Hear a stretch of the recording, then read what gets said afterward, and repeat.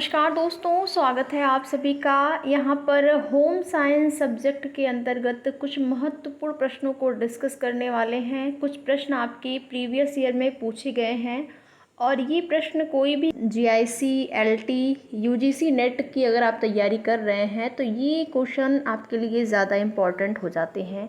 तो देखेंगे, स्टार्ट करते हैं आज की श्रृंखला और देखते हैं आज की श्रृंखला का पहला प्रश्न।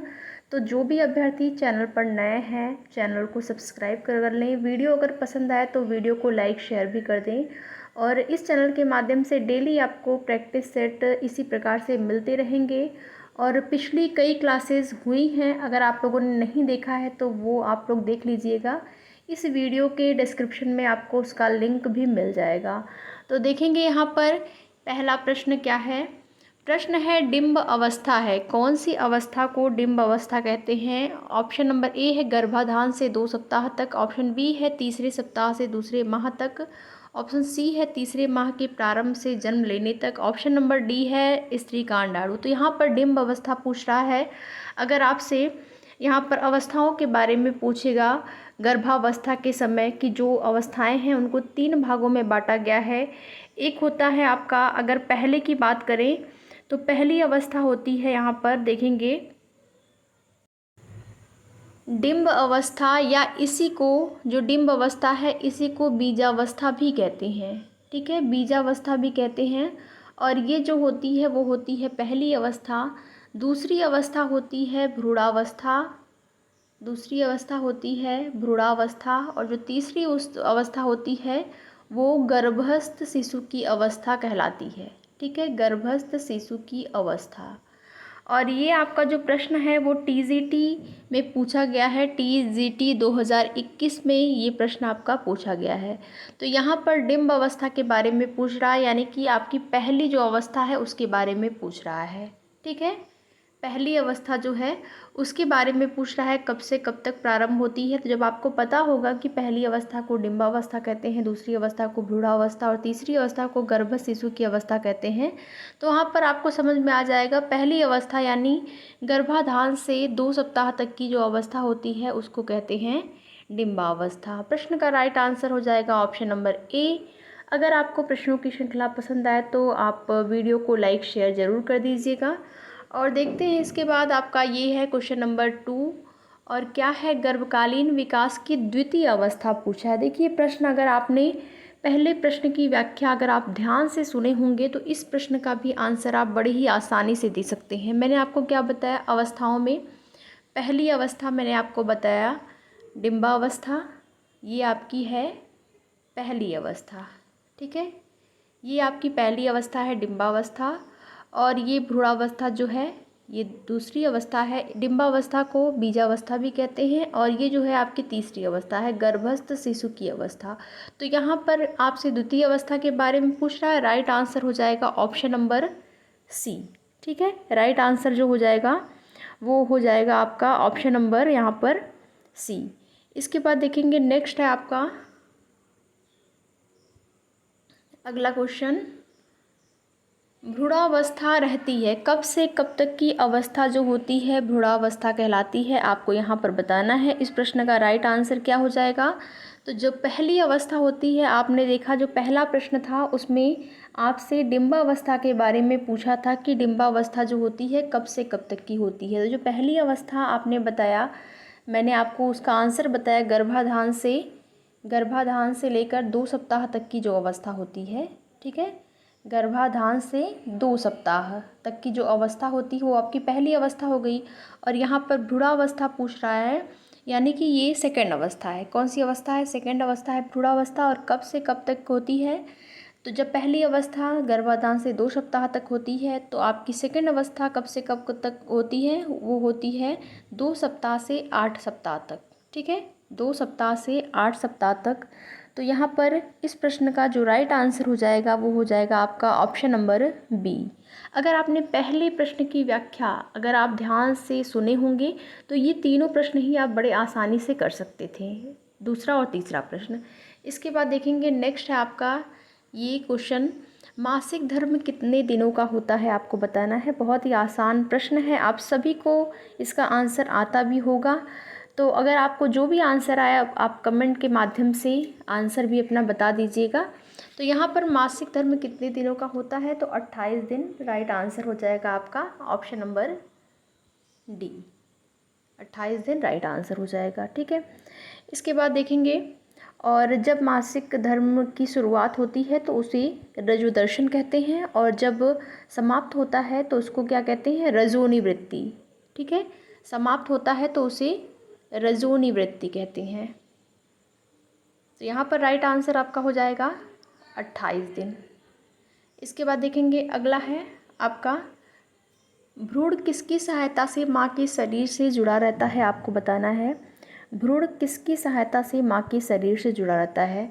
तो आप सभी को पता होगा कि बच्चों को जो जब गर्भ में होते हैं तो उनको जो पोषक तत्व है वो माता के आहार से ही, माता के पोषक तत्व से ही प्राप्त होता है, माता के शरीर से ही मिलता है। तो यहाँ पर किसकी सहायता से, किस सहायता से जो है बच्चों को पोषक तत्व माँ के शरीर से बच्चों को मिलता है, ये आपको बताना है यहाँ पर। तो ऑप्शन नंबर ए है नाभिनाल, ऑप्शन बी है गर्भनाल, ऑप्शन सी है रक्त कोशिकाएं, और ऑप्शन नंबर डी है रक्त धमनी। तो यहाँ पर राइट आंसर क्या हो जाएगा, राइट आंसर यहाँ पर हो जाएगा आपका ऑप्शन नंबर जो है ए, नाभिनाल। जो है भ्रूण किसकी सहायता से माँ के शरीर से जुड़ा रहता है, तो नाभिनाल से जुड़ा रहता है, और यहीं से जो है बच्चे को पोषक तत्वों की प्राप्ति होती है। ठीक है, यहीं से बच्चों को पोषक तत्वों की प्राप्ति जो है होती है। अगला प्रश्न यहाँ पर देखेंगे,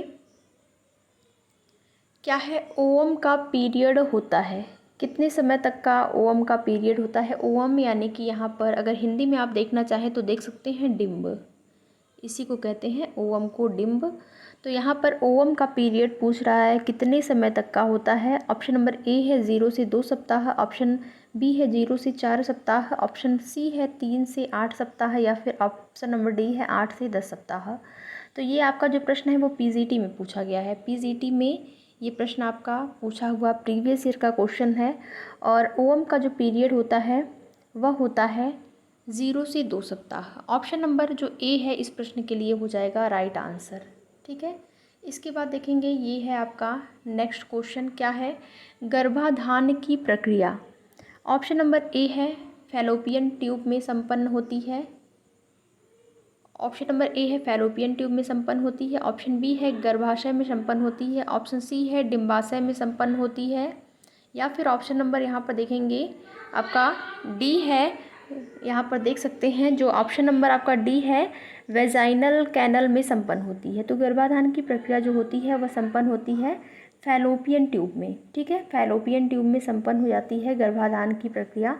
तो राइट आंसर यहाँ पर हो जाएगा इस प्रश्न के लिए ऑप्शन नंबर ए।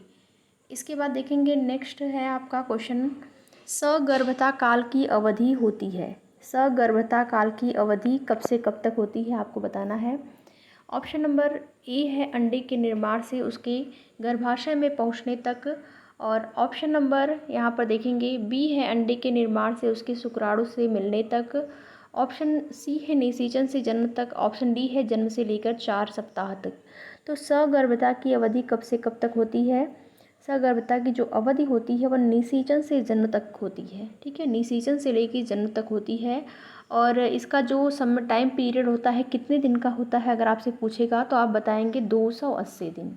ठीक है, 280 दिन होता है इसका टोटल जो टाइम पीरियड होता है 280 दिन। और अगर सप्ताह में पूछेगा तो आप बताएंगे 37 से 40 सप्ताह।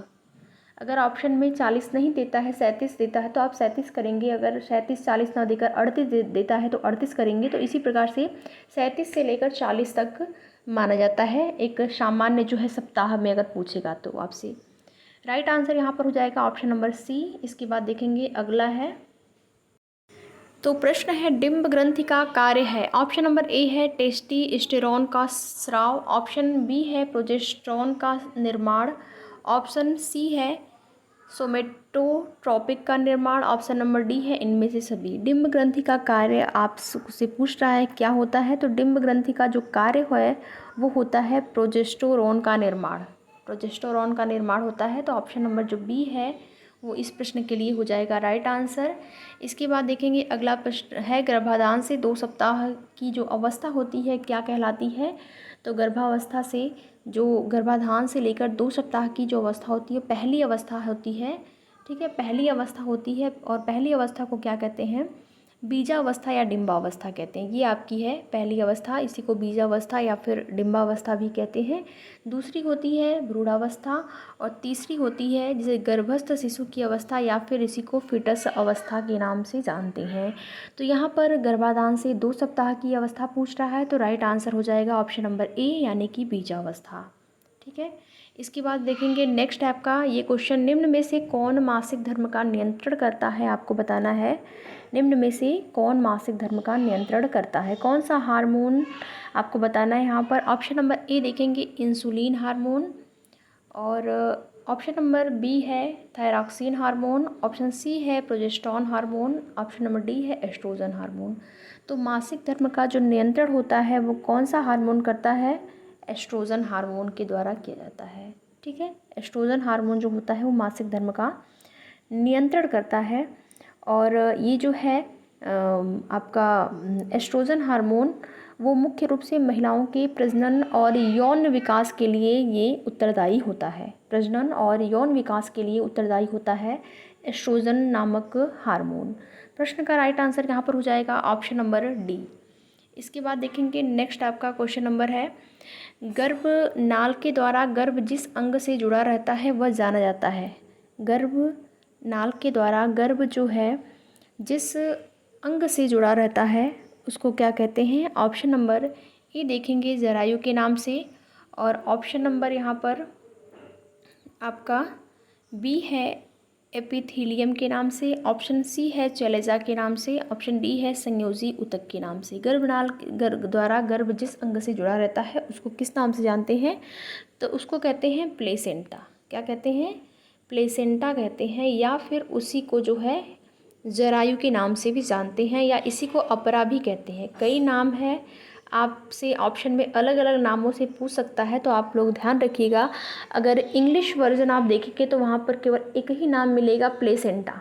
ठीक है, इंग्लिश में आपको प्लेसेंटा लिखा हुआ मिलेगा, हिंदी में आपको जरायु भी मिल सकता है, अपरा भी मिल सकता है। तो यहाँ पर राइट आंसर जो होगा वो हो जाएगा यहाँ पर ऑप्शन नंबर ए। अगला प्रश्न यहाँ पर देखेंगे, गुणसूत्रों के 22 जोड़ों को कहते हैं, क्या कहते हैं? ऑप्शन नंबर यहाँ पर देखेंगे ए है ऑटोसोम्स, ऑप्शन बी है ब्लास्टोसिस्ट, ऑप्शन सी है जाइगोट, ऑप्शन डी है डीएनए। गुणसूत्रों के 22 जोड़े को क्या कहते हैं यहाँ पर आपसे पूछ रहा है। तो गुणसूत्रों के जो 22 जोड़े होते हैं उनको ऑटोसोम्स कहते हैं। क्या कहते हैं? ऑटोसोम्स, या फिर इसी को कहीं कहीं पर आपको हो सकता है कि ऑप्शन में ऑटोसोम्स न देकर अगर वहाँ पर दे देगा समजात गुणसूत्र। ठीक है, समजात गुणसूत्र देगा तो आपका ऑप्शन हो जाएगा, इसी को समजात गुणसूत्र के नाम से भी जानते हैं ऑटोसोम्स को। तो यहाँ पर राइट आंसर हो जाएगा ऑप्शन नंबर ए। और गुणसूत्रों के बारे में, क्रोमोसोम्स के बारे में कुछ और पॉइंट्स आपको जानना ज़रूरी है जो कि आपके एग्ज़ाम में पूछ सकता है। जैसे कि मानव प्रजनन कोशिकाओं में क्रोमोसोम्स के टोटल जो अगर जोड़े आपसे पूछा जाएगा पूरे जोड़े, तो आप बताएंगे वहाँ पर 23 जोड़ा। ठीक है, जोड़े में अगर पूछा जाएगा प्रजनन कोशिकाओं में क्रोमोसोम्स के कितने जोड़े होते हैं तो आप बताएंगे 23 जोड़े। अगर टोटल संख्या पूछी जाएगी तो 23 जोड़े का आप 2 गुना कर देंगे, तो यहाँ पर टोटल संख्या में आप बताएंगे 46। ठीक है, जिसमें कि 22 जोड़े जो होते हैं बिल्कुल एक समान होते हैं, और जो 22 जोड़े होते हैं बिल्कुल एक समान होते हैं 22 जोड़े, उन्हीं को ऑटोसोम्स या फिर समजात गुणसूत्र के नाम से जानते हैं। और जो 23वां जोड़ा होता है वो भिन्न होता है, जो 23वां जोड़ा होता है वो भिन्न होता है पुरुषों में, और वहीं से जो है निर्धारित होता है कि लिंग कौन सा है, फीमेल है या मेल है, उसका निर्धारण जो है यही 23वें जोड़े से होता है। ठीक है, राइट आंसर हो जाएगा यहाँ पर ऑप्शन नंबर ए। इसके बाद देखेंगे नेक्स्ट आपका ये क्वेश्चन नंबर है, निषेचन की क्रिया होती है। तो ऑप्शन नंबर ए है गर्भाशय में, ऑप्शन बी है अमाशय में, ऑप्शन सी है अंडवाहिनी में, ऑप्शन नंबर डी है योनि में। तो निषेचन की क्रिया होती है जो है ऑप्शन नंबर यहाँ पर राइट आंसर हो जाएगा अंडवाहिनी में। ठीक है, अंडवाहिनी राइट आंसर हो जाएगा ऑप्शन नंबर सी। तो अगर प्रश्नों की श्रृंखला पसंद आए तो आप वीडियो को लाइक शेयर ज़रूर कर दीजिएगा। साथ ही साथ जो भी अभ्यर्थी चैनल पर नए हैं चैनल को सब्सक्राइब भी ज़रूर कर लें। इसी प्रकार से डेली प्रैक्टिस सेट आप लोगों को इस चैनल के माध्यम से मिलता रहेगा। आज प्रश्नों की संख्या थोड़ी सी कम थी और फिर प्रश्नों की संख्या बढ़ाई जाएगी। आप लोग बस अपना सहयोग करिए, वीडियो को लाइक करिए, शेयर करिए। तो वीडियो में लास्ट तक बने रहने के लिए आप लोगों का बहुत बहुत धन्यवाद।